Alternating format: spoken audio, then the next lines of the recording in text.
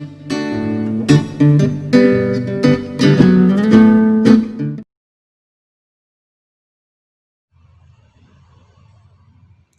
Good morning friends.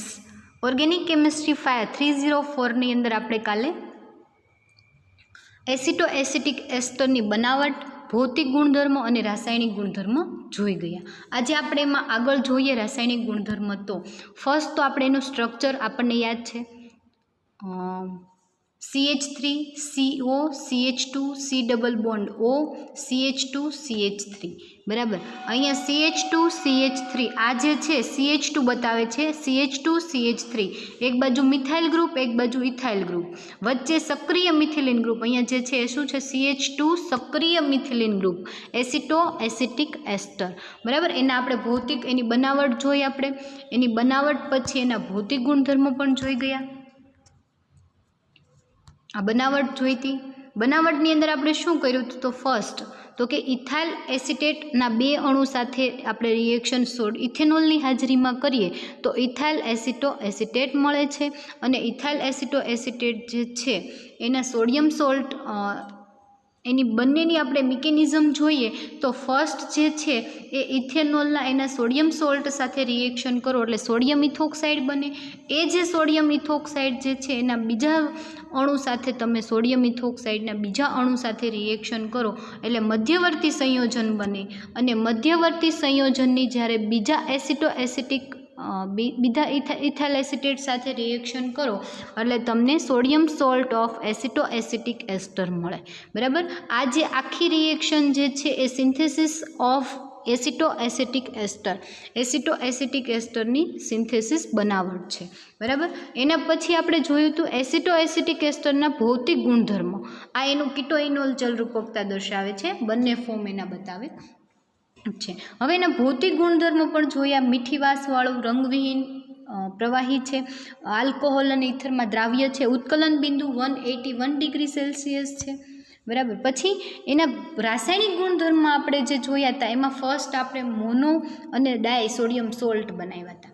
બરાબર. એની sodium ઇથોક્સાઇડ સાથે reaction કરો એટલે ઇથેનોલનો અણુ રિમૂવ થાય અને એનો મોનો અને ડાય સોડિયમ સોલ્ટ બને. એસિટો એસિટિક એસ્ટરનો મોનો અને ડાય સોડિયમ સોલ્ટ બને. આલ્કાઇલ હેલાઇડ સાથે જ્યારે તમે એના સોડિયમ સોલ્ટની રિએક્શન કરો તો તમને આલ્કાઇલ એસિટો એસિટિક એસ્ટર બને. બરાબર. આ જે આપણે રિએક્શન છે એ જોઈ ગયા હતા. ફરી વખત એક વખત સમજાવી દઉં કે આ એસિટો એસિટિક એસ્ટરનો સોડિયમ સોલ્ટ છે. સોડિયમ સોલ્ટની આલ્કાઇલ હેલાઇડ સાથે રિએક્શન કરો એટલે સોડિયમ જે છે એ હેલાઇડ લઈને આ સોડિયમ હેલાઇડ સ્વરૂપે રિમૂવ થઈ જાય અને આલ્કાઇલ ગ્રુપ જે છે એ સક્રિય મિથિલિન સમૂહ CH2 માંના હાઇડ્રોજનને રિમૂવ થાય અને એની જગ્યાએ જોડાઈ જાય આલ્કાઇલ ગ્રુપ જોડાઈ જાય અને નિપજ તરીકે તમને મળે આલ્કાઇલ એસિટો એસિટિક એસ્ટર. એના પછી આપણે જોયું હતું કે કીટો એસિડની બનાવટમાં અથવા તો એને તમે એવું પણ કહી શકો કે કીટોનિક જળ વિભાજન. બરાબર. કીટોનિક જળ વિભાજન કરો એટલે તમને નિપજ તરીકે કીટોન મળે અને એસિડિક જળ વિભાજન કરો એટલે નિપજ તરીકે તમને મળે એસિડિક નિપજ મળે. તો આપણે ફર્સ્ટ જોયું હતું કે H2SO4ની હાજરીમાં જ્યારે તમે એસિડિક કીટોનિક જળ વિભાજન કરશો એટલે નિપજ તરીકે તમને કીટોન મળશે. અને એ જ રિએક્શન તમે KOHની હાજરીમાં કરો તો એનો તમને પોટેશિયમ સોલ્ટ બને અને સાથે K2CO3 જે છે એ રિએક્શનના અંતે તમને રિમૂવ થાય.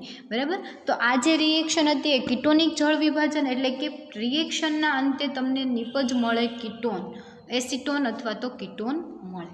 એના પછી તમે રિએક્શન જુઓ તો એસિડિક જળ વિભાજન.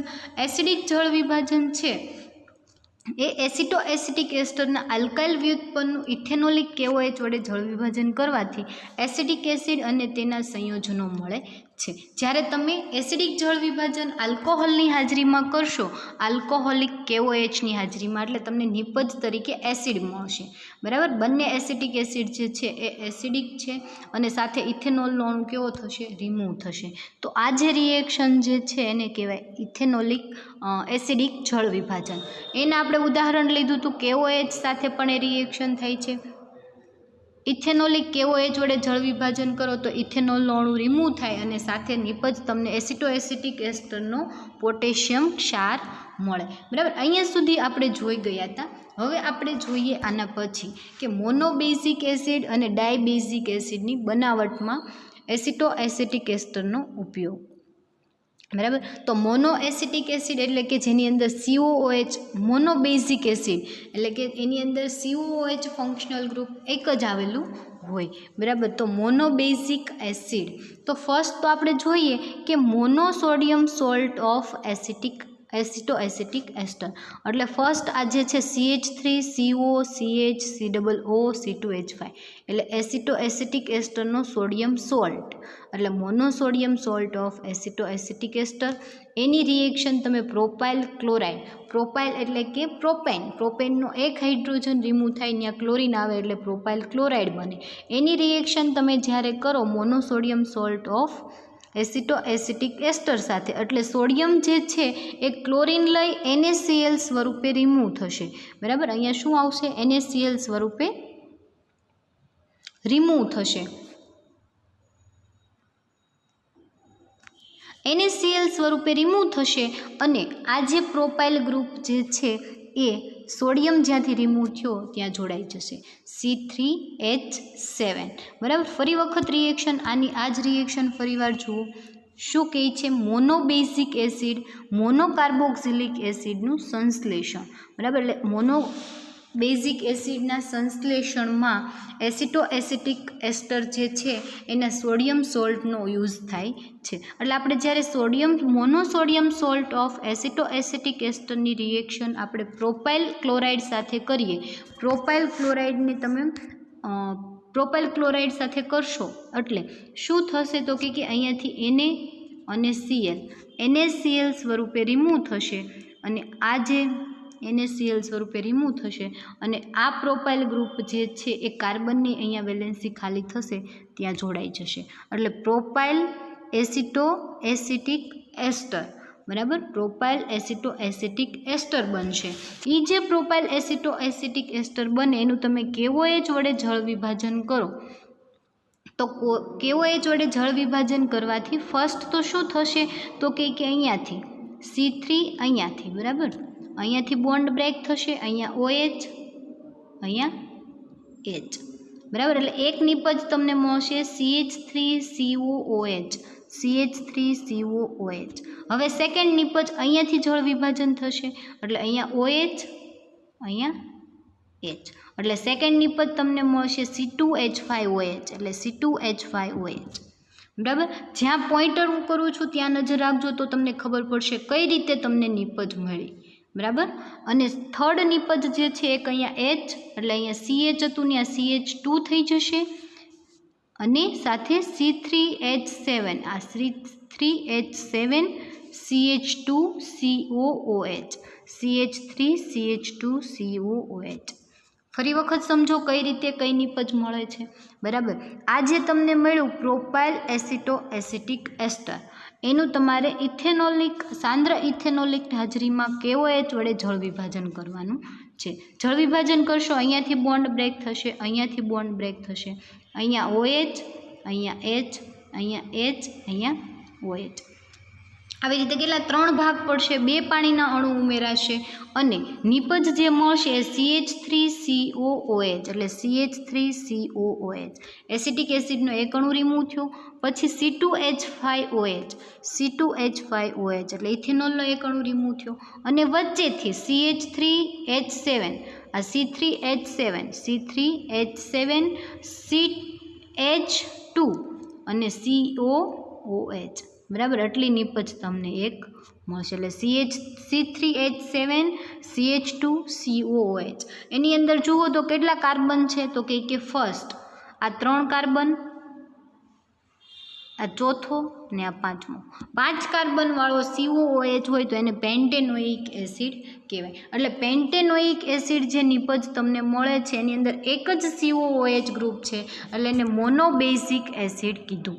બરાબર. મોનોબેઝિક એસિડ અથવા મોનોકાર્બોક્સિલિક એસિડ કે જેની અંદર એક COOH ગ્રુપ આવે એને ફેટી એસિડ પણ કહેવાય, એને ચરબીજ એસિડ કહેવાય.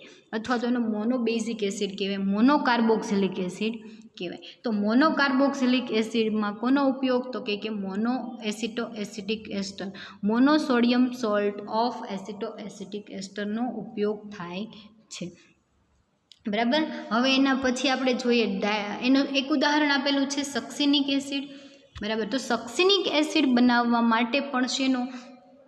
મોનોસોડિયમ સોલ્ટ એસિટો એસિટિક એસ્ટરનો લેવાનો. સેમ જે આ જ રિએક્શન જોઈ એ જ રિએક્શન આપણે ઉદાહરણ લઈને જોઈએ કે સક્સિનિક એસિડ બનાવવું હોય તો, બરાબર, સક્સિનિક એસિડ બનાવવું હોય તો કઈ રીતે બને? તો સેમ જેમાં એ જ રિએક્શન હતી એ જ રિએક્શન આપણે અહીંયા જોવાની છે. અને સક્સિનિક એસિડ જે છે એ ડાયબેઝિક એસિડ છે, જ્યારે આ કેવું હતું? તો કે મોનોબેઝિક એસિડ હતું. બરાબર. આ મોનોબેઝિક એસિડ છે અને આ સક્સિનિક એસિડ જે છે એ ડાયબેઝિક એસિડ છે. જુઓ એનું બંધારણ કે જેની અંદર COOH ગ્રુપ 2 આવેલા છે. તો ડાયબેઝિક એસિડ બનાવવા માટે પણ મેલોનિક એસ્ટરનો ઉપયોગ થાય છે. તો આપણે જોઈએ કઈ રીતે. તો monosodium salt of aceto acetic ester, monosodium salt of aceto acetic ester અને ક્લોરો એસિટિક એસ્ટર. બરાબર. ક્લોરો એસિટિક એસ્ટર એટલે કે CH2COOH હોય તો એસિટિક એસિડ, પરંતુ એસિટિક એસ્ટર એટલે CH2COOC2H5 અને એના પહેલા કાર્બન ઉપર ક્લોરીન એટલે ક્લોરો એસિટિક એસ્ટર. બરાબર. આ બંનેની જ્યારે તમે રિએક્શન કરશો એટલે અહીંયાથી અહીંયાથી NaCl જે છે રિમૂવ થઈ જશે. આ કાર્બનની એક વેલેન્સી ખાલી થશે, ત્યાં CH2COOC2H5 જોડાઈ જશે અને જે આ નિપજ છે આવી નિપજ બનશે, જેની અંદર CH3COCH સક્રિય મિથિલિન ગ્રુપ હતો, ત્યાંથી હાઇડ્રોજન રિમૂવ થયો, એનો સોડિયમ રિમૂવ થયો અને ત્યાં CH2COOC2H5 નિપજ તમને મળી ગઈ. બરાબર. તો આ જે નિપજ મળી એ ફરી વખત તમે એનું એસિડિક જળ વિભાજન કરો. એસિડિક જળ વિભાજન કરો એટલે તમને ટોટલ કેટલી? 3 નિપજ મળે. એસિડિક જળ વિભાજન કરશો એટલે નિપજ તરીકે ફર્સ્ટ તમને એસિડ જ મળશે અને આપણે જોઈએ છે ડાયબેઝિક એસિડ. તો ફર્સ્ટ તમે જળ વિભાજન કરશો એટલે અહીંયાથી બોન્ડ બ્રેક થઈ જશે. અહીંયા OH, અહીંયા H, અહીંયા H, અહીંયા OH. બરાબર. આવી રીતે તમને 2 ઇથેનોલના અણુ અહીંયાથી રિમૂવ થઈ જશે. છેડેથી 2 ઇથેનોલના અણુ રિમૂવ થશે. બરાબર. એસિડિક જળ વિભાજન કરશો એટલે 2 ઇથેનોલના અણુ અહીંયા OH, અહીંયા OH, અહીંયા H, અહીંયા H. હવે સ્ટાર્ટિંગમાં જે છે અહીંયાથી, બરાબર, અહીંયા OH, અહીંયા H, OH અને H. એટલે આ જે બનશે CH3COOH એટલે એસિટિક એસિડ. CH3COOH તમને અહીંયાથી છૂટું પડશે.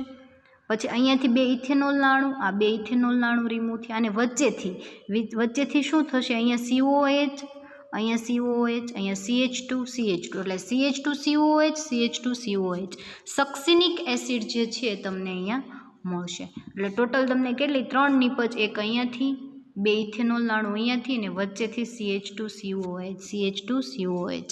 બરાબર. એટલે 4 કાર્બનવાળું સક્સિનિક એસિડ, પરંતુ એમાં દ્વિબેઝિક એસિડ કે જેની અંદર 2 COOH સમૂહ આવેલા છે. બરાબર. કેટલા? તો કે 2 COOH સમૂહ આવેલા છે. એટલે 2 સક્સિનિક 2 COOH દ્વિબેઝિક એસિડ જે છે એની સિન્થેસિસ એની બનાવટ માટે પણ sodium salt of aceto acetic એસ્ટર વપરાય છે. બરાબર. એના પછી આપણે જોયું હતું પહેલાંની અંદર આલ્ફા બીટા અસંતૃપ્ત એસિડ. આ બધી રિએક્શન જે આપણે જોઈએ છીએ એ ઓલરેડી આપણે એક વખત જોઈ ચૂક્યા, પરંતુ શેની અંદર? તો કે મેલોનિક એસ્ટરની અંદર જોઈ ગયા. હવે આપણે જે જોવાની છે એ તો કે એસિટો એસિટિક એસ્ટરની અંદર જોવાની છે. મેલોનિક એસ્ટરમાં તો જોઈ ગયા, પરંતુ હવે આપણે જે જોઈશું એ શેમાં? તો કે એસિટો એસિટિક એસ્ટરની અંદર સેમ જે એ રિએક્શન હતી એ જ અહીંયા છે, ખાલી જળ વિભાજન થોડું કેવું છે? અલગ છે. બરાબર. ઓલાની અંદર આપણે જળ વિભાજન કરી ડિકાર્બોક્સિલેશન કરતા હતા, આની અંદર ડાયરેક્ટ તમે એસિડિક જળ વિભાજન કરો એટલે તમારે જે નિપજ જોઈએ છે એ તમને મળી જાય છે, બરાબર. તો આપણે હવે ફરી વખત જોઈએ એના પછી આલ્ફા બીટા અસંતૃપ્ત એસિડનું સંશ્લેષણ. તો ફર્સ્ટ તો તમને એ ખબર હોવી જોઈએ કે આલ્ફા બીટા અસંતૃપ્ત એસિડ એટલે શું, કે જેના COH સમૂહ જે છે એનું આલ્ફા અને બીટા સ્થાન ઉપર દ્વિબંધ અથવા તો ત્રિબંધ આવેલો હોય તો એને અસંતૃપ્ત એસિડ કહેવામાં આવે છે. એટલે આપણને જે નિપજ મળશે એ અસંતૃપ્ત નિપજ મળશે, બરાબર. તો જ્યારે પહેલી રિએક્શનની અંદર આપણે એક રિએક્શન મેલોનિક એસ્ટરમાં જોયું હતું ત્યારે આલ્ફા બીટા અસંતૃપ્ત એસિડના સંશ્લેષણમાં આપણે એનો સોડિયમ સોલ્ટ નહોતો લીધો, જો તમને યાદ હોય તો. અત્યાર સુધી આપણે આ રિએક્શન જોઈએ એમાં બધે સોડિયમ સોલ્ટ લીધો હતો, બરાબર, એસિડ બનાવવા માટે તે. પરંતુ જ્યારે મોનોબેઝિક કે દ્વિબેઝિક એસિડ તમે બનાવો છો તો એનું તમે મોનોસોડિયમ સોલ્ટ લો છો, પરંતુ અહીંયા આપણે ડાયરેક્ટ તમારે એસિટો એસિટિક એસ્ટર લેવાનું છે, બરાબર. ડાયરેક્ટ એસિટો એસિટિક એસ્ટર કે જેની પાસે સક્રિય CH2 ગ્રુપ છે, બરાબર. એની રિએક્શન તમે આલ્ડીહાઇડ સાથે કરશો એટલે C ડબલ બોન્ડ O આવી રીતે આલ્ડીહાઇડ હશે.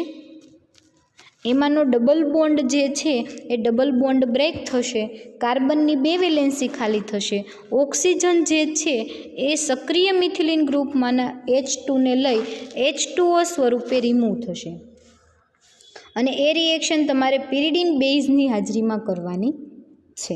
પિરિડીન બેઝની હાજરીમાં રિએક્શન કરશો એટલે CH2H2O, બરાબર, પાણીનો એક અણુ શું થશે, રિમૂવ થશે. ક્યાંથી? આલ્ડીહાઇડમાંનો O અને CH2માંનો H2. H2O રિમૂવ થશે,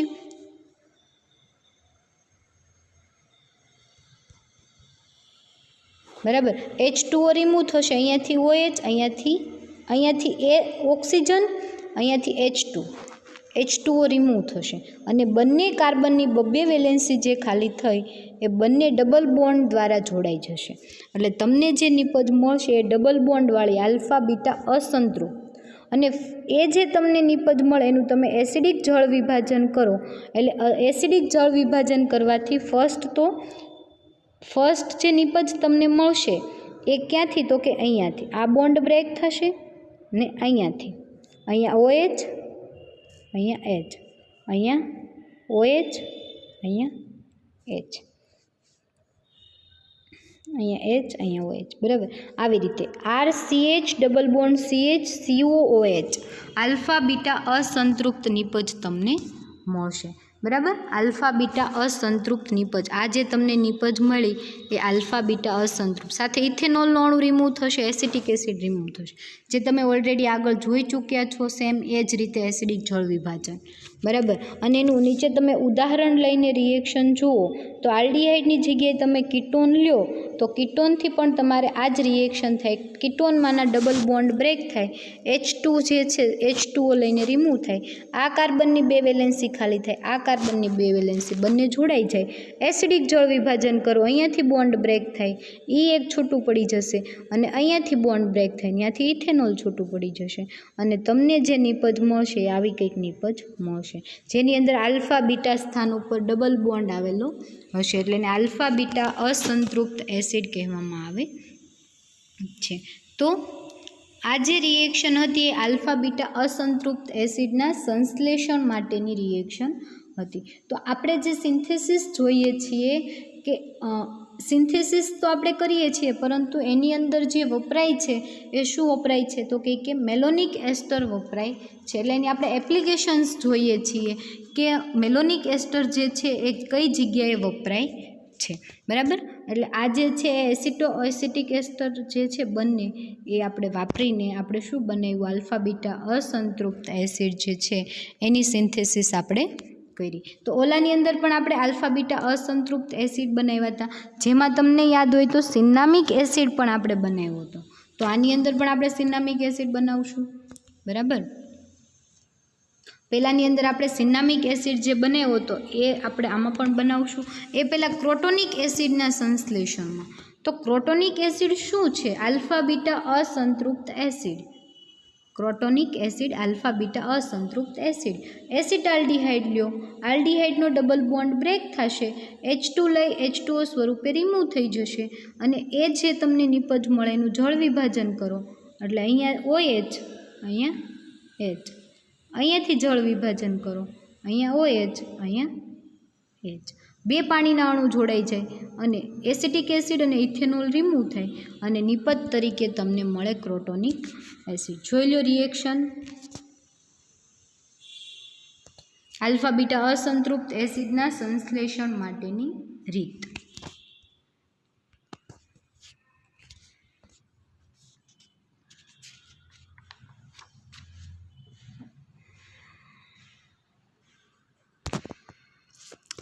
ફરી વખત આ રિએક્શન જોઈ લો. આલ્ફા બીટા અસંતૃપ્તનું સંશ્લેષણ.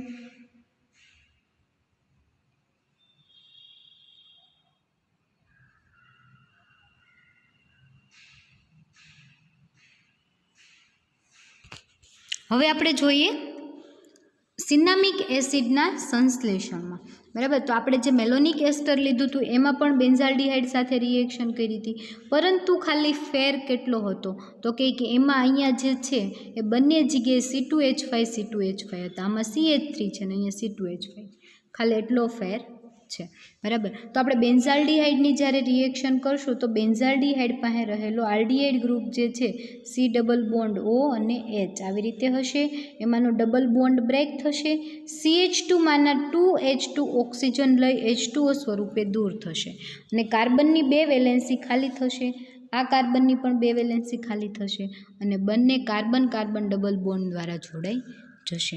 હવે એ જે તમને નિપજ મળી એનું તમે એસિડિક જળ વિભાજન કરો તો એસિડિક જળ વિભાજન કરવાથી તમને જે નિપજ મળશે, અહીંયાથી બોન્ડ બ્રેક થઈ જશે આવી રીતે, અહીંયા OH, અહીંયા H, આ બોન્ડ અહીંયાથી બ્રેક થઈ જશે, અહીંયા ઇથેનોલનું અણુ રિમૂવ થશે, અહીંયા COH બની જશે અને જે નિપજ મળશે બેન્ઝીન ઉપર CH double bond CH COOH એટલે કે સિનામિક એસિડ નિપજ તરીકે તમને મળશે. બરાબર, તો સિનામિક એસિડના સંશ્લેષણમાં પણ એસિટો એસિટિક એસ્ટરનો ઉપયોગ થાય છે. બરાબર, એના પછી આપણે જોઈએ તો કીટોનનું સંશ્લેષણ. હવે કીટોનનું સંશ્લેષણ જે છે એ એસિટો એસિટિક એસ્ટર એટલે કીટોનના સંશ્લેષણમાં પણ એસિટો એસિટિક એસ્ટર વપરાય છે.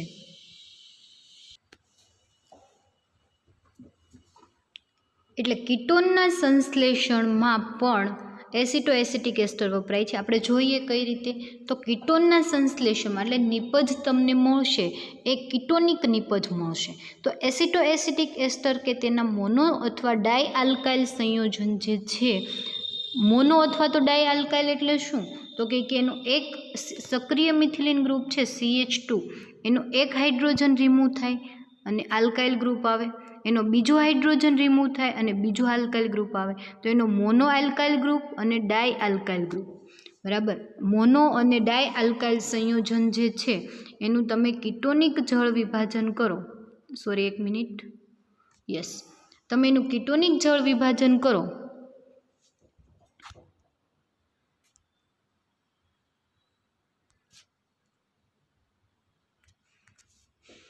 કીટોનિક જળ વિભાજન H2SO4 ની હાજરીમાં તમે કરશો એટલે ફર્સ્ટ તો તમારે અહીંયાથી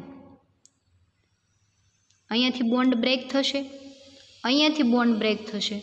હમણાં આપણે આગળ રિએક્શન જોઈ હતી કીટોનિક જળ વિભાજન અને એના પછી જોયું હતું એ એસિડિક જળ વિભાજન જોયું હતું. તો અત્યાર સુધી આપણે એસિડિક જળ વિભાજનની રિએક્શન જોઈ લીધી કે એસિડિક જળ વિભાજન કરવાથી એસિડ નિપજ મળે, કીટોનિક જળ વિભાજન કરવાથી કીટોન નિપજ મળે. બરાબર, અને આ જ્યારે તમે જળ વિભાજન કરશો એટલે અહીંયા OH, અહીંયા H, પછી આ બાજુ H.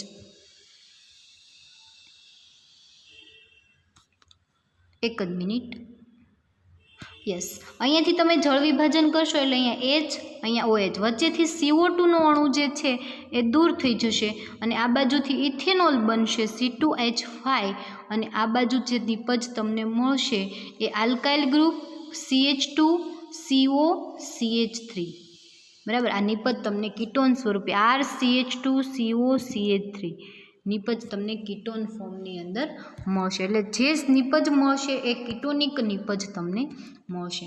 એટલે એ નિપજ જે છે એમાં તમે ઉદાહરણ તરીકે એન પેન્ટેનોન તમારે બનાવવું છે તો એન પેન્ટેનોન એસિટો એસિટિક એસ્ટરની અંદર તમે ઇથેનોલ C2H5 આલ્કાઇલ ગ્રુપની જગ્યાએ તમે ઇથાઇલ લઈ લો, બરાબર. એટલે તમને 5 કાર્બનવાળું પેન્ટેનોન નિપજ મળે. કઈ રીતે? ફરીવાર જુઓ તો કે આની અંદર આલ્કાઇલ ગ્રુપ તરીકે C2H5 ઇથાઇલ ગ્રુપ છે. C2H5 એટલે ઇથાઇલ ગ્રુપ છે, બરાબર. હવે જ્યારે તમે એનું મંદ H2SO4ની હાજરીમાં કીટોનિક જળ વિભાજન કરશો,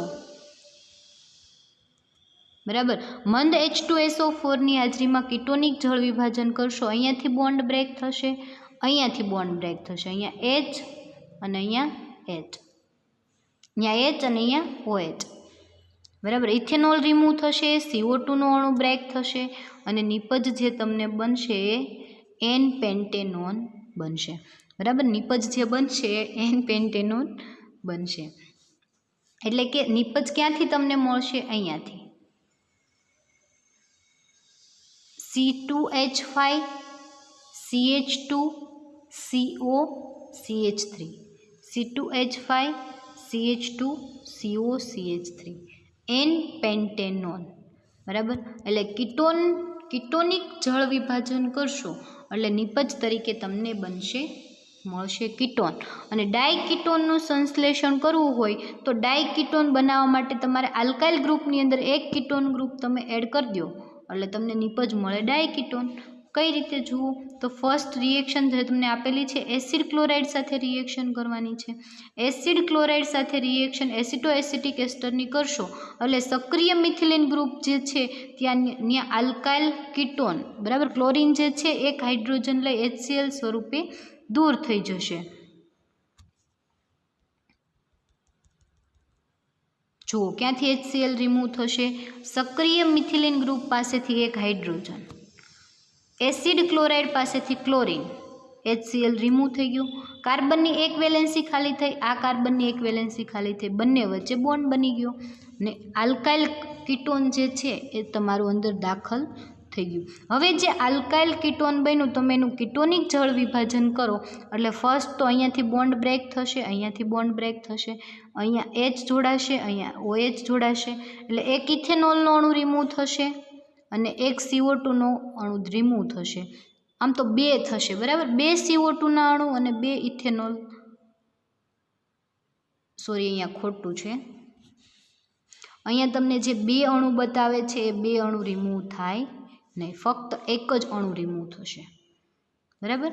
એટલે આ જે 2 છે તમારું અહીંયા ખોટું છે, ફક્ત એક જ અણુ રિમૂવ થશે. એટલે એક CO2નો અણુ રિમૂવ થશે, એક ઇથેનોલનો અણુ રિમૂવ થશે, C2H5OH, બંનેના એક એક અણુ રિમૂવ થશે અને નિપજ તરીકે તમને ડાયકીટોન મળશે. જોઈ લો તમને અહીંયા નિપજ બતાવેલી જ છે આવડિયા, બરાબર. RCOCH2COCH3 બીજું કીટોન ગ્રુપ જે છે એ અંદર એડ થઈ ગયું. તો આ ડાયકીટોનના સંશ્લેષણમાં પણ એસિટો એસિટિક એસ્ટર વપરાય છે. આ બંને ઉદાહરણ જે છે ડાયકીટોનના જ છે. એવું લાગે તો તમે જોઈ લેજો અને એક રિએક્શન જે છે એ જાતે કરી લેજો, કેમ કે એ બંને રિએક્શન જે છે એ કીટોન અને ડાયકીટોનના સંશ્લેષણ માટેની છે. સેમ રિએક્શન છે, આપણે આગળ જે જોઈ એ જ રિએક્શન છે. ઓકે, તો આ બંને રિએક્શન તમારા ઉપર છોડું છું, તમે જાતે જોઈ લેજો. સેમ મેથડ આ જ આગળ આપણે જોઈએ જ. ઓકે, એટલે આ તમે બંને રિએક્શન તમે કરી જ શકશો, બરાબર. એટલે એના પછીની આપણે જોઈએ ગામા કીટો એસિડના સંશ્લેષણમાં. ગામા કીટો એસિડના સંશ્લેષણમાં તો ફર્સ્ટ તો આપણે નામ જોવું પડે કે ગામા કીટોન ને કીટો પાછું એસિડ એટલે કે CO અને COOH કીટોન અને કાર્બોક્સિલિક બંને ફંક્શનલ ગ્રુપ આવેલા હોય એવા એના સંશ્લેષણ માટે આપણે એસિટો એસિટિક એસ્ટરનો ઉપયોગ કરવાનો છે. તો આપણે રિએક્શન જોઈએ ગામા કીટો એસિડનું સંશ્લેષણ એટલે કે ગામા કાર્બન ઉપર શું આવેલું હોય, ગામા સ્થાન ઉપર કીટોન ફંક્શનલ ગ્રુપ અને સાથે COOH ફંક્શનલ ગ્રુપ આવેલું હોય એવા એસિડની આપણે સિન્થેસિસ કરવાની છે. રિએક્શન સેમ જ તે આપણે અત્યાર સુધી જે જોતા હતા એ જ રિએક્શનથી કરવાની છે. મોનોસોડિયમ એસિટોએસિટિક એસ્ટરની આલ્ફા હેલો એસ્ટર સાથે પ્રક્રિયા કરવાથી બનતી નિપજનું કીટોનિક જળ વિભાજન કરવાથી ગામા કીટો એસિડ બને છે. રિએક્શન જુઓ તો કે મોનોસોડિયમ સોલ્ટ ઓફ એસિટોએસિટિક એસ્ટર એટલે મોનોસોડિયમ સોલ્ટ લેવાનો છે એસિટોએસિટિક એસ્ટરનો. તમને એસિટોએસિટિક એસ્ટરનું બંધારણ ખબર છે, CH3CO CH2 COO C2H5 એટલે કે એસિટોએસિટિક એસ્ટર. એમાં સક્રિય મિથિલિન ગ્રુપ છે, ત્યાં હાઇડ્રોજન રિમૂવ થાય અને ત્યાં સોડિયમ આવે એટલે એને મોનોસોડિયમ એસિટોએસિટિક એસ્ટર કહેવાય. એની રિએક્શન જ્યારે તમે ક્લોરોએસિટિક એસિડ સાથે કરશો, ક્લોરોએસિટિક એસિડ સાથે રિએક્શન કરવાથી અહીંયાથી Na અને અહીંયાથી Cl, NaCl રિમૂવ થશે અને એસિટોએસિટિક એસિડ જે છે એસિટિક એસિડ જે છે એ એસિટોએસિટિક એસ્ટર સાથે જોડાઈ જશે. બરાબર, એટલે અહીંયાથી Na અને અહીંયાથી Cl, ક્લોરોએસિટિક એસિડમાંથી Cl, અહીંયાથી Na, અહીંયાથી Cl, NaCl રિમૂવ થશે અને આ કાર્બન અને આ કાર્બન બંને વચ્ચે બોન્ડ બની જશે અને બંને CH2COOH સ્વરૂપે જોડાઈ જશે. એ જે તમને સંયોજન મળે એનું તમે કીટોનિક જળ વિભાજન કરો. કીટોનિક જળ વિભાજન એટલે કંઈ જ નહીં, ફક્ત અને ફક્ત H2SO4ની હાજરીમાં તમે જળ વિભાજન કરવાનું છે અને નિપજ તરીકે તમને શું તો કે કીટોન ફંક્શનલ ગ્રુપ મળશે. તો એને કીટોનિક જળ વિભાજન કહેવામાં આવે છે. આપણે આગળ જોયું હતું કે જ્યારે રિએક્શન જોતા હતા ત્યારે આગળ જોયું હતું કે કીટોનિક જળ વિભાજન કોને કહેવાય, તો કે એવું જળ વિભાજન કે મંદ H2SO4ની હાજરીમાં કીટોનિક જળ વિભાજન કરો એટલે નિપજ તરીકે જો તમને કીટોન મળે એનો મિનિંગ એવો થાય કે એને કીટોનિક જળ વિભાજન કહેવામાં આવે છે. અને જ્યારે તમે કીટોનિક જળ વિભાજન કરશો એટલે અહીંયાથી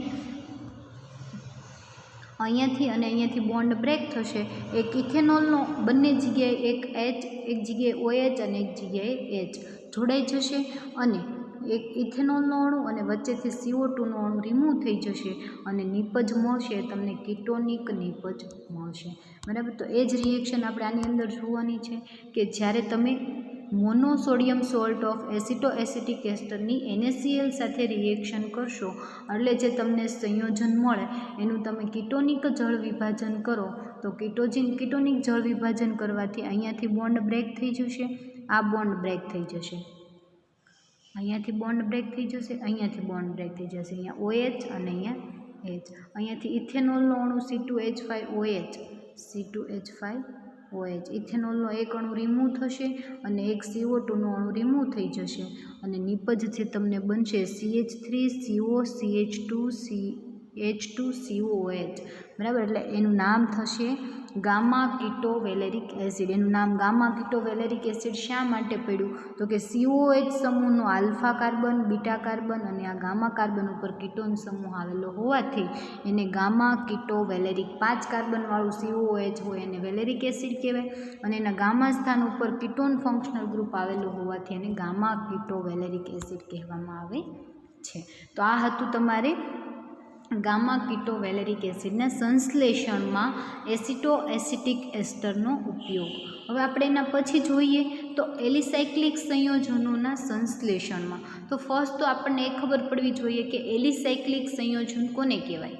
બરાબર, તો એવા કાર્બનિક સંયોજનો કે જે સાયક્લિક, બરાબર, એલિસાયક્લિક એટલે કે સાથે એરોમેટિક તો હોય જ પરંતુ અંદર ડબલ બોન્ડ હાજર હોય નહીં, તો એવા કાર્બનને એલિસાયક્લિક કમ્પાઉન્ડ કહેવામાં આવે છે. તમને ઉદાહરણ આપું તો સાયક્લોપ્રોપેન, આ સાયક્લોપ્રોપેન એલિસાયક્લિક કમ્પાઉન્ડ છે. 4 કાર્બનવાળું સાયક્લોબ્યુટેન એ પણ એલિસાયક્લિક કમ્પાઉન્ડ છે. 5 કાર્બનવાળું સાયક્લોપેન્ટેન એ પણ એલિસાયક્લિક કમ્પાઉન્ડ છે. 6 કાર્બનવાળું સાયક્લોહેક્ઝેન એ પણ એલિસાયક્લિક કમ્પાઉન્ડ છે. તો આ બધા જ કમ્પાઉન્ડ જે છે એ એલિસાયક્લિક કમ્પાઉન્ડ કહેવાય. તો એલિસાયક્લિક સંયોજનોની બનાવટમાં કોનો હતો કે એસિટોએસિટિક એસ્ટરનો ઉપયોગ થાય છે. કઈ રીતે આપણે જોઈએ તો ફર્સ્ટ આપણે 1,5-ડાયબ્રોમોપેન્ટેન લેવાનું છે. બરાબર, પેન્ટેન એટલે કે 5 carbon, CH3 CH2 CH2 CH2 CH3 એટલે કે પેન્ટેન 5 કાર્બનવાળી શૃંખલા આવેલી હોય આલ્કેન શૃંખલા તો એને પેન્ટેન કહેવામાં આવે છે, પરંતુ એના પહેલા અને 5મા કાર્બન ઉપર જો બ્રોમિન ગ્રુપ આવેલું હોય તો એને 1,5-ડાયબ્રોમો પેન્ટેન કહેવામાં આવે છે। જ્યારે 1,5-ડાયબ્રોમો પેન્ટેન જે છે એની રિએક્શન તમે એસિટો એસિટિક એસ્ટર સાથે સોડિયમ ઇથોક્સાઇડની હાજરીમાં કરશો, બરાબર, સોડિયમ ઇથોક્સાઇડની હાજરીમાં રિએક્શન કરશો તો અહીંયાથી બંને બોન્ડ જે છે બ્રોમિનના એ રિમૂવ થઈ જશે, બોન્ડ બ્રેક થઈ જશે, બંને કાર્બન પાસે એક એક વેલેન્સી ખાલી થઈ જશે અને અહીંયા સક્રિય મિથિલિન ગ્રુપ જે છે એસિટો એસિટિક એસ્ટર પાસે સક્રિય મિથિલિન ગ્રુપ એમાંનું એક એક હાઇડ્રોજન બ્રોમિન લઈ અને HBr સ્વરૂપે રિમૂવ થઈ જશે, બરાબર, HBr સ્વરૂપે રિમૂવ થઈ જશે। કાર્બનની અહીંયા 2 વેલેન્સી ખાલી થઈ, આ કાર્બનની એક એક વેલેન્સી ખાલી થઈ, એ બંને જે છે શું તો કે જોડાઈ જશે, બરાબર, અને એનું ફરી વખત તમે જળ વિભાજન કરશો એટલે સેમ તમે આગળ જેમ જળ વિભાજન કરતા હતા એવી રીતે જળ વિભાજન કરશો એટલે અહીંયાથી એક ઇથેનોલનો અણુ કેવો થઈ જશે, OH લઈ અહીંયા OH અને અહીંયા H, અહીંયા COH ફંક્શનલ ગ્રુપ આવી જશે અને ઇથેનોલનો એક અણુ જે છે એ C2H5 ઇથેનોલ સ્વરૂપે રિમૂવ થઈ જશે, બરાબર। હવે જે તમને સંયોજન મળ્યું એનું તમે આગળ ડીકાર્બોક્સિલેશન કરશો એટલે અહીંયાથી CO2નો અણુ રિમૂવ થઈ જશે, આ હાઇડ્રોજન કાર્બન પાસે શિફ્ટ થઈ જશે અને જે સંયોજન તમને મળશે એ ઓલરેડી 5 કાર્બનવાળું તો આપણી પાસે હતું જ, તે એની અંદર CH CO CH3 જોડાઈ ગયું, બરાબર, CH3 CH CO CH3 જોડાઈ ગયું અને સાયક્લોહેક્સાઇલ મિથાઇલ કીટોન બનાવે છે, સાયક્લોહેક્સાઇલ મિથાઇલ કીટોન બનાવે છે। એટલે એ જે સંયોજન છે એ સાયક્લોહેક્સાઇલ કેવું છે, સાયક્લોહેક્સાઇલ સંયોજન છે, એટલે આ દીપજ જે છે એ સાયક્લિક કમ્પાઉન્ડની છે એટલે એને એલિસાયક્લિક સંયોજન પણ કહેવામાં આવે છે। એટલે એલિસાયક્લિક સંયોજનની બનાવટમાં એસિટો એસિટિક એસ્ટર જે છે એનો ઉપયોગ થાય છે અને એમાં રહેલો સક્રિય મિથિલિન ગ્રુપ જે છે એ પ્રક્રિયામાં ભાગ લે છે અને બંને બ્રોમિન જે છે HBr સ્વરૂપે રિમૂવ થઈ જાય, એ નિપજ મળે એનું જળ વિભાજન અને ડીકાર્બોક્સિલેશન તમે કરો એટલે જળ વિભાજન અને ડીકાર્બોક્સિલેશનના અંતે તમને સાયક્લોહેક્સાઇલ સંયોજન મળે, બરાબર। તો આ જે રિએક્શન જે છે એ એલિસાયક્લિક સંયોજનના સંશ્લેષણમાં વપરાય છે। એના પછી આપણે જોઈએ તો વિષમ ચક્રીય સંયોજનના સંશ્લેષણમાં, વિષમ ચક્રીય સંયોજન એટલે હવે તો તમને આઈડિયા આવી ગયો કે હિટ્રોસાયક્લિક કમ્પાઉન્ડ કે જેની અંદર હિટ્રો એટમ તરીકે કાર્બન અને હાઇડ્રોજન સિવાયના ઓક્સિજન, નાઇટ્રોજન, સલ્ફર કે ફોસ્ફરસ આવેલા હોય એવા ચક્રીય સંયોજનને હિટ્રોસાયક્લિક સંયોજન કહેવામાં આવે છે। તો આ જે એસિટો એસિટિક એસ્ટર જે છે એનો ઉપયોગ પણ વિષમ ચક્રીય સંયોજનની બનાવટમાં થાય છે।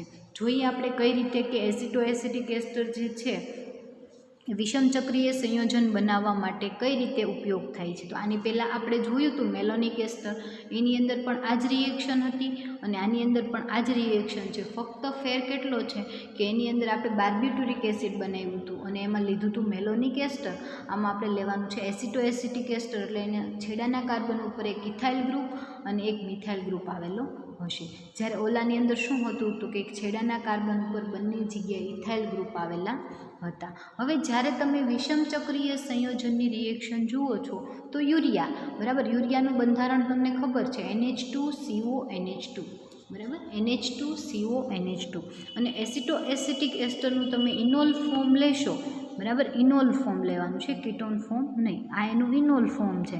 તો એની રિએક્શન જ્યારે તમે કરશો ત્યારે ઇથેનોલના 2 અણુ રિમૂવ થશે, બરાબર, ઇથેનોલના 2 અણુ, તમારી અહીંયા ભૂલ છે, અહીંયાથી C2H5 અહીંયાથી H, એક ઇથેનોલનો અણુ રિમૂવ થશે અને એક પાણીનો અણુ રિમૂવ થશે। પાણીનો અણુ કઈ રીતે તો કે OH અહીંયાથી અને H અહીંયાથી, એટલે આ જે છે ત્યાં 2 અણુ ઇથેનોલના રિમૂવ થશે નહીં, એને ચેકી નાખજો તમારી બુકમાં હોય તો પણ, બરાબર, એટલે ત્યાં જે છે એક H2Oનો અણુ અને એક C2H5OH, બરાબર, એ શું થઈ જશે ત્યાંથી રિમૂવ થઈ જશે।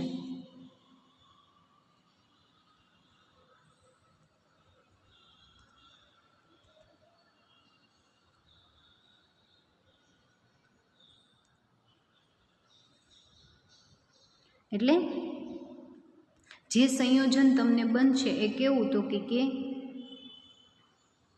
અહીંયાથી NH2 માનો એક હાઇડ્રોજન C2H5O એટલે એક ઇથેનોલ C2H5OH અહીંયાથી H અહીંયાથી OH એટલે એક પાણીનું અણુ રિમૂવ થશે. અહીંયા નાઇટ્રોજનની વેલેન્સી ખાલી થશે, આ કાર્બનની વેલેન્સી ખાલી થશે, આ નાઇટ્રોજનની વેલેન્સી ખાલી થશે, આ કાર્બનની વેલેન્સી ખાલી થશે, બંને વચ્ચે સિંગલ બોન્ડ બની જશે. બરાબર. અને આ કાર્બન પાસે ઓલરેડી મિથાઇલ ગ્રુપ હોવાથી એને 4 મિથાઇલ યુરેસિલ કહેવામાં આવે છે. બરાબર. અને આ જે સંયોજન જે છે એ વિષમ ચક્રીય સંયોજન 6 મેમ્બરવાળું 6 સભ્યોવાળું વિષમ ચક્રીય સંયોજન છે. બરાબર. જેનું નામ છે 4 મિથાઇલ યુરેસિલ. અને એસિટોએસિટિક એસ્ટર જે છે એનું ઇનોલ ફોર્મ જે છે એનું ઇનોલ ફોર્મની યુરિયા સાથે તમે પ્રક્રિયા કરો એટલે વિષમ ચક્રીય સંયોજન બને છે. અને એસિટોએસિટિક એસ્ટરનો ઉપયોગ ક્યાં થાય છે તો કે વિષમ ચક્રીય સંયોજનની બનાવટમાં. બરાબર. તો આ એ રિએક્શન હતી. એના પછી તમે જુઓ તો એના પછી આલ્કેનનું સંશ્લેષણ. હવે આલ્કેનનું સંશ્લેષણ એટલે શું એ તમને ખબર છે કે methane, ethane, propane, butane, pentane, hexane, heptane આવી રીતે એક કાર્બનથી લઈ અને 12 કાર્બન સુધી જે છે એ આલ્કેન શ્રેણી બતાવે છે. એક કાર્બનથી લઈ 12 કાર્બન સુધી જે છે એ આલ્કેન શ્રેણી બતાવે છે. એટલે આલ્કેન સંયોજન, આ બધા જે સંયોજનો છે એને આલ્કેન સંયોજનો કહેવામાં આવે છે. અને આલ્કેન સંયોજનોના સંશ્લેષણમાં એસિટોએસિટિક એસ્ટરનું ઇનોલ ફોર્મ જે છે એ વપરાય છે. કઈ રીતે આપણે જોઈએ તો આ એસિટોએસિટિક એસ્ટર જે છે એનું ઇનોલ ફોર્મ છે. એની રિએક્શન જ્યારે તમે ગ્રિગ્નાર્ડ રિએજન્ટ સાથે કરશો એટલે ગ્રિગ્નાર્ડ રિએજન્ટ સાથે રિએક્શન કરવાથી ઇનોલ ફોર્મ જે છે OH ગ્રુપ જે છે એમાં રહેલો હાઇડ્રોજન રિમૂવ થશે. જુઓ ક્યાં તો કે આ એની પાસે રહેલો હાઇડ્રોજન રિમૂવ થશે અને એ હાઇડ્રોજન જે છે એ ગ્રિગ્નાર્ડ રિએજન્ટમાંના આલ્કાઇલ ગ્રુપ સાથે જોડાય અને આલ્કેન કમ્પાઉન્ડ બનાવે છે. આવડો આલ્કાઇલ ગ્રુપ અને હાઇડ્રોજન બંને જોડાય. ફરી વખત જુઓ કયો હાઇડ્રોજન અને કયો આલ્કાઇલ ગ્રુપ. બરાબર. ગ્રિગ્નાર્ડ રિએજન્ટમાંનો R ગ્રુપ એટલે કે ત્યાં શું હોઈ શકે મિથાઇલ, ઇથાઇલ, પ્રોપાઇલ, બ્યુટાઇલ, પેન્ટાઇલ. બરાબર. અને તમને ખ્યાલ છે કે આલ્કાઇલ ગ્રુપમાં એક હાઇડ્રોજન પ્લસ થાય તો શું બનશે તો કે આલ્કેન શ્રેણી બનશે. બરાબર. આલ્કેન શ્રેણી બનશે. શેની અંદર તો કે આલ્કાઇલ ગ્રુપની અંદર એક હાઇડ્રોજન મિક્સ થાય, એક હાઇડ્રોજન લઈ તો એ શું તો કે આલ્કેન શ્રેણી બનાવે. એટલે કે આલ્કેન શ્રેણીમાંથી એક હાઇડ્રોજન રિમૂવ થાય તો આલ્કાઇલ શ્રેણી બને છે. એ તમને ખ્યાલ છે. બરાબર. IUPAC નોમેનક્લેચરમાં આપણે લાસ્ટ સેમેસ્ટરની અંદર જોઈ ગયા કે IUPAC નોમેનક્લેચરમાં આલ્કેન, આલ્કીન, આલ્કાઇલ અને આલ્કાઇન. બરાબર. એટલે આ જે R ગ્રુપ છે શું છે આલ્કાઇલ ગ્રુપ છે. એટલે આલ્કાઇલ ગ્રુપ R અને OH ગ્રુપમાંનો હાઇડ્રોજન જોડાય અને આલ્કેન શ્રેણી બનાવે છે. અને એમાંનો મિથાઇલ આયોડાઇડ જે છે ગ્રિગ્નાર્ડ રિએજન્ટમાંનો એ ઓક્સિજન સાથે જોડાય અને ગ્રિગ્નાર્ડ કમ્પાઉન્ડ તૈયાર કરે છે. એટલે આ જે આલ્કેન શ્રેણી જે છે એની બનાવટમાં તો કે એસિટોએસિટિક એસ્ટરનું ઇનોલ ફોર્મ વપરાય છે. બરાબર. તો આ જે 12 રિએક્શન આપણે જોઈ એ 12 રિએક્શન છે ને તો કે એસિટોએસિટિક એસ્ટરના બનાવટ, એસિટોએસિટિક એસ્ટરના ઉપયોગો. બરાબર. એની એપ્લિકેશન્સ છે. આપણે ફરી એક વખત નજર કરી જોઈએ કે શેની બનાવટમાં એનો ઉપયોગ થાય છે. તો આપણે ફર્સ્ટ જોયું હતું કે એસિટોએસિટિક એસ્ટર જે છે બરાબર એનો સોડિયમ સોલ્ટ બનાવવા, સોડિયમ મિથોક્સાઇડની હાજરીમાં તમે રિએક્શન કરો એટલે તમને સોડિયમ એનો સોલ્ટ બને, મોનોસોડિયમ સોલ્ટ અને ડાયસોડિયમ સોલ્ટ. મેલોનિક એસ્ટર અને એસિટોએસિટિક એસ્ટરને હવે આપણે કમ્પેર કરતા જઈએ કે બંનેમાં શું ફેર છે. બરાબર. મેલોનિક એસ્ટર અને એસિટોએસિટિક એસ્ટરને આપણે કમ્પેર કરતા જઈએ તો બંનેમાં કઈ રિએક્શન અલગ છે અને કઈ રિએક્શન સેમ છે. તો પહેલાં મેલોનિક એસ્ટર જે છે એની અંદર પણ શું બનતું હતું તો કે એનો મોનોસોડિયમ સોલ્ટ, બંનેની અંદર સક્રિય મિથિલિન સમૂહ છે. બરાબર. બંનેની અંદર મેલોનિક એસ્ટર અને એસિટોએસિટિક એસ્ટર બંને જે છે એ બંનેની અંદર આવેલું છે સક્રિય મિથિલિન ગ્રુપ તો આવેલું જ છે, બરાબર, પરંતુ બંનેનો ખાલી સોડિયમ સોલ્ટ જે બનશે બંનેમાં મોનો અને ડાય, ફર્સ્ટ તમને મોનો સોડિયમ સોલ્ટ મળશે અને પછી જે સંયોજન મળશે એ ડાયસોડિયમ સોલ્ટ બનશે. ખાલી મેલોનિક એસ્ટર જે છે એની અંદર અહીંયા CH3 જે છે મિથાઇલ ગ્રુપ એની જગ્યાએ C2H5 બંને જગ્યાએ હોય તો એને મેલોનિક એસ્ટર કહેવામાં આવે છે. એટલે આમાં પણ મોનોસોડિયમ સોલ્ટ બને છે અને એમાં પણ મોનોસોડિયમ સોલ્ટ બનતું હતું. તમે એની એ રિએક્શન ફરી વખત કરો એટલે બંનેનો ડાયસોડિયમ સોલ્ટ બને છે. એટલે આ રિએક્શન જે છે એ બંનેની અંદર કોમન રિએક્શન છે. ફક્ત તમારે યાદ રાખવાનું છે કે બંનેના સોડિયમ ઇથોક્સાઇડ સાથે રિએક્શન તમે કરો એટલે મોનો અને ડાયસોડિયમ સોલ્ટ બને, બરાબર. એના પછીની રિએક્શન તમે જુઓ આલ્કાઇલ હેલાઇડ સાથે, તો એસિટો એસિટિક એસ્ટર જે છે એ પણ મોનોસોડિયમ ક્ષાર સાથેની આલ્કાઇલ હેલાઇડની રિએક્શન કરો તો સોડિયમ હેલાઇડ રિમૂવ થશે અને આલ્કાઇલ ગ્રુપ જે છે એ એસિટો એસિટિક એસ્ટર સાથે જોડાય અને આલ્કાઇલ હેલાઇડ બનાવશે. સેમ મેલોનિક એસ્ટર પણ આલ્કાઇલ મેલોનિક એસ્ટર આપતું હતું, બરાબર, એ પણ આ જ રિએક્શન આપતું હતું. ફક્ત ફેર કેટલો, અહીંયા મેલોનિક એસ્ટર આવશે, આમાં એસિટો એસિટિક એસ્ટર છે. એટલે આ રિએક્શન પણ બંનેમાં કોમન છે.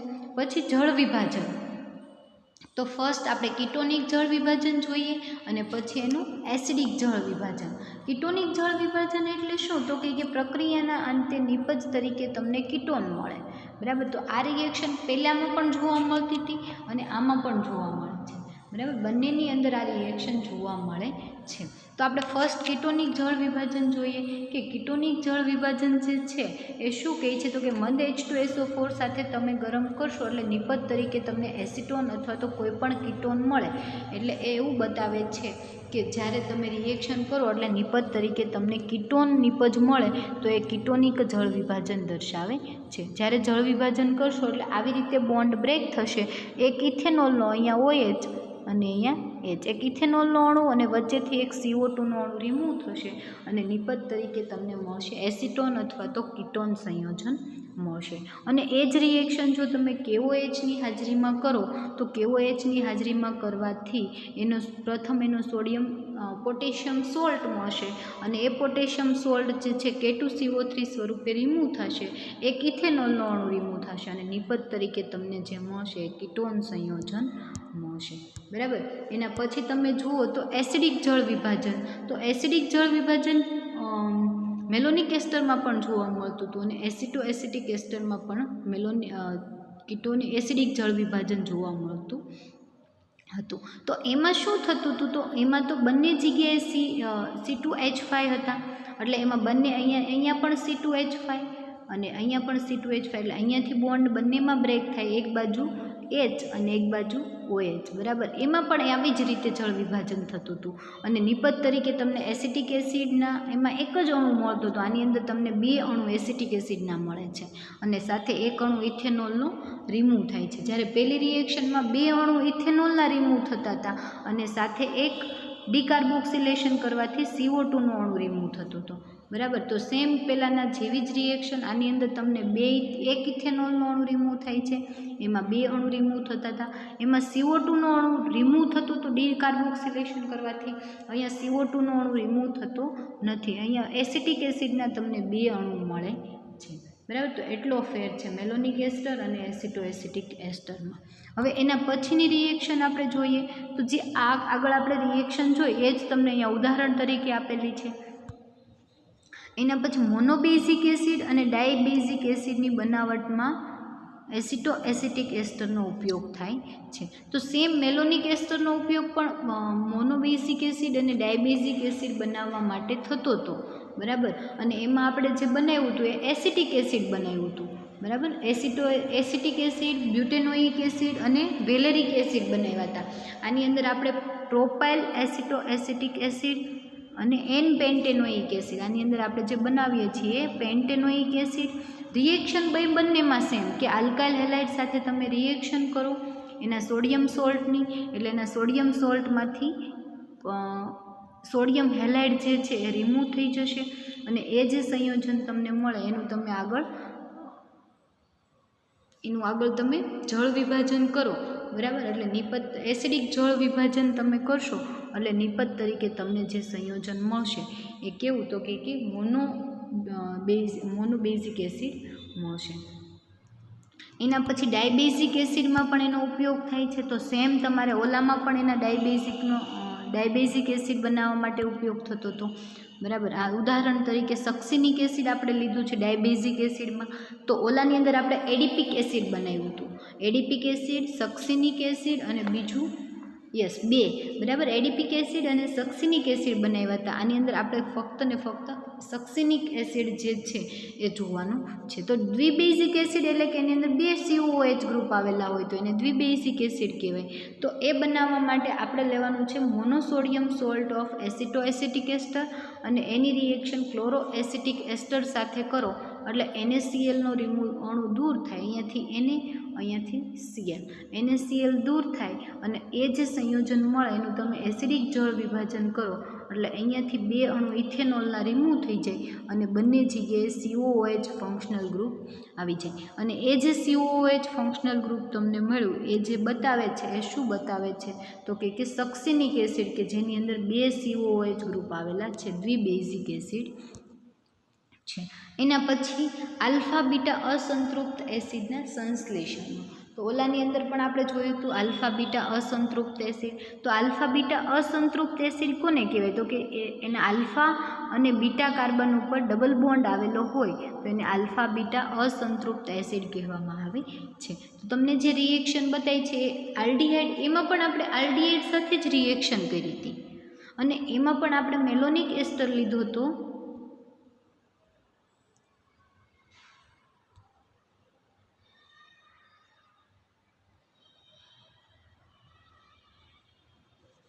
બરાબર, એમાં પણ આપણે મેલોનિક એસ્ટર લીધો હતો, એનો સોડિયમ સોલ્ટ લીધો નહોતો.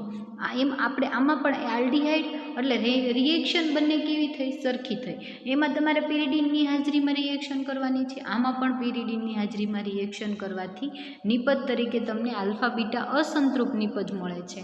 એની અંદર ફક્ત એટલો ફેર હતો કે તમે જળ વિભાજન જે કરતા હતા એ ડાયરેક્ટ ડિકાર્બોક્સિલેશન કરી અને જળ વિભાજન કરતા હતા. આની અંદર ડાયરેક્ટ તમે જળ વિભાજન કરશો એટલે નિપજ તરીકે તમને મળશે આલ્ફા બીટા અસંતૃપ્ત એસિડ. એ તમને નીચે કીટોનનું ઉદાહરણ લઈને સમજાવેલું છે એટલે નિપજ તરીકે અહીંયા તમને શું લાગી જશે તો 2 આલ્કાઇલ ગ્રુપ જોડાઈ જશે. તો આ જે રિએક્શન બતાવે છે આલ્ફા બીટા અસંતૃપ્ત એસિડના સંશ્લેષણમાં પણ એસિટોએસિટિક એસ્ટર વપરાય છે. એના પછી ક્રોટોનિક એસિડના સંશ્લેષણમાં એટલે આ જે છે આલ્ફા બીટા અસંતૃપ્ત એસિડ ક્રોટોનિક એસિડ સેમ જેમાં ઓલા તમારી રિએક્શન જોવા મળે છે એવી જ. એના પછી સિન્નામિક એસિડના સંશ્લેષણમાં સિન્નામિક એસિડ પણ આલ્ફા બીટા અસંતૃપ્ત એસિડ છે અને આપણે આ રિએક્શન મેલોનિક એસ્ટરમાં પણ જોઈએ અને એસિટોએસિટિક એસ્ટર બંનેની અંદર કોમન છે. ફેર ખાલી કેટલો છે, અહીંયા ખાલી તમારે C2H5 કરી દેવાનું છે. મેલોનિક એસ્ટર કરો ત્યારે, એસિટોએસિટિક એસ્ટર કરો ત્યારે CH3, બરાબર, એટલો ફેર છે બંને રિએક્શનમાં. એના પછી કીટોનનું સંશ્લેષણ અને કીટોનિક જળ વિભાજન કરો એટલે કે નિપજ તરીકે તમને મળે છે કીટોન, બરાબર, કીટોન નિપજ મળે અને એ જે નિપજ મળે એના ઉપરથી તમને ડાયકીટોનના સંશ્લેષણમાં પણ એનો ઉપયોગ થાય છે અને મોનોકીટોન સંશ્લેષણમાં પણ એનો ઉપયોગ થાય છે. આ રિએક્શન તમે પહેલાં પણ જોઈ છે, બરાબર, મેલોનિક એસ્ટરમાં પણ જોઈ અને એસિટોએસિટિક એસ્ટરમાં પણ એ રિએક્શન જોવા મળે છે. અને આ ગામા કીટોનો એસિડના સંશ્લેષણમાં ઓલાની અંદર એક રિએક્શન વધારે હતી કે એમિનો એસિડના સંશ્લેષણમાં ઉપયોગ થતો હતો. આની અંદર એમિનો એસિડના સંશ્લેષણ આપણે જોયું નથી. આમાં એલિસાયક્લિક સંયોજનોના સંશ્લેષણમાં ઉપયોગ થાય છે. આ એક રિએક્શન આની અંદર વધારે છે ઓલા કરતાં. બાકી વિષમ ચક્રીય સંયોજન તમે પહેલાંમાં પણ જોયું મેલોનિક એસ્ટરમાં અને એસિટોએસિટિક એસ્ટરમાં પણ એ રિએક્શન જોવા મળે છે. અને આલ્કેનના સંશ્લેષણમાં, બરાબર, ટોટલ તમે કેટલી તો કે 12 રિએક્શન જોઈ. આ 12 રિએક્શન જે છે એની એપ્લિકેશન્સ બતાવે છે. અને જો તમને એમ પૂછાય કે એસિટોએસિટિક એસ્ટર અથવા તો મેલોનિક એસ્ટર બેમાંથી કોઈ પણ એક કે મેલોનિક એસ્ટરની અંદર સક્રિય મિથિલિન સમૂહ જે બતાવે છે એની તમારે એપ્લિકેશન્સ આપો એવું તમને કહે અથવા તો કે એસિટો એસિટિક એસ્ટર અથવા તો મેલોનિક એસ્ટર કોઈ પણ રીતે તમને ક્વેશ્ચન કહે તો તમને બંને ક્વેશ્ચન આવડવા જોઈએ. બંને ક્વેશ્ચન આઈએમપી છે. મેલોનિક એસ્ટર પણ આઈએમપી છે અને એસિટો એસિટિક એસ્ટર પણ આઈએમપી છે. બંનેની સિન્થેસિસ અને બંનેની એપ્લિકેશન્સ, બરાબર. બનાવટ સિન્થેસિસ એટલે કે બનાવટ અને એપ્લિકેશન્સ એટલે કે એના ઉપયોગો, કે રાસાયણિક પ્રક્રિયાની અંદર એનો ઉપયોગ ક્યાં થાય છે, એસિટો એસિટિક એસ્ટર અને મેલોનિક એસ્ટર, બરાબર. તો જે તમારા બે મેઇન ક્વેશ્ચન હતા યુનિટના એ બંને અહીંયા કમ્પ્લીટ થઈ ગયા કે મેલોનિક એસ્ટર અને એસિટો એસિટિક એસ્ટરના બનાવટ અને એના ઉપયોગો સમજાવો, બરાબર. બંને ક્વેશ્ચન તમારે સરખા જ છે. ખાલી ફેર કેટલો છે કે મેલોનિક એસ્ટર જે છે એની અંદર અહીંયા એસિટો એસિટિક એસ્ટરની અંદર બંને જગ્યાએ, એક મિનિટ,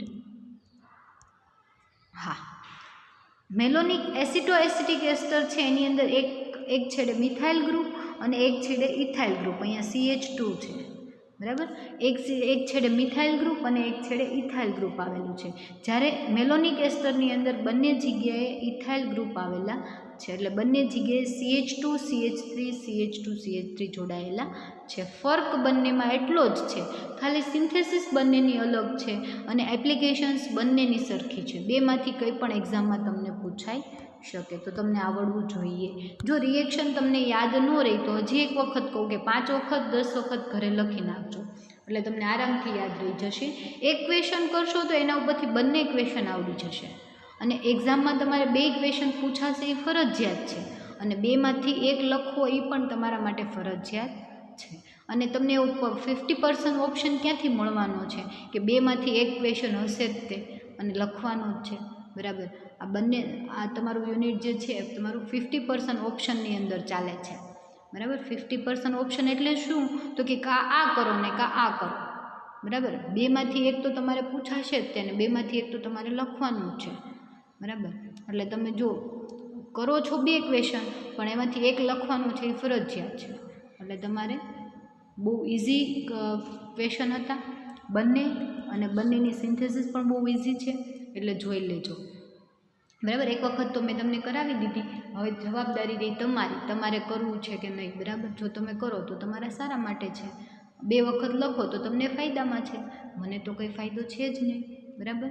એટલે બને ત્યાં સુધી લખી નાખજો 5-5 વખત, એટલે એક્ઝામ વખતે તમને કંઈ પ્રોબ્લેમ થાય નહીં. તો આપણે મેલોનિક એસ્ટર અને એસિટો એસિટિક એસ્ટર જે છે એ બંનેના બંધારણ જોઈ લીધા, બંનેની એપ્લિકેશન જોઈ લીધી, બંનેની સિન્થેસિસ જોઈ લીધી.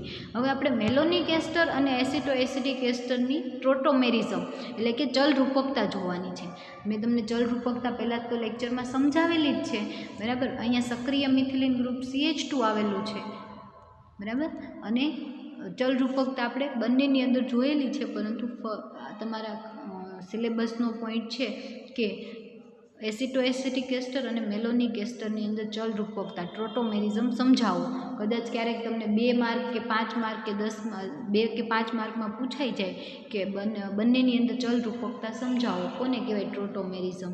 અથવા તો તમને એમ કહે કે કીટોઇનોલ ચલરૂપકતા એટલે શું, કીટોઇનોલ ચલરૂપકતાને અસર કરતા પરિબળો સમજાવો. તો આપણે એ ક્વેશ્ચન જે છે એ નેક્સ્ટ લેક્ચરમાં કાલે જ તે, બરાબર. નેક્સ્ટ લેક્ચરમાં કાલે આપણે જોઈ લઈશું. Okay, thank you.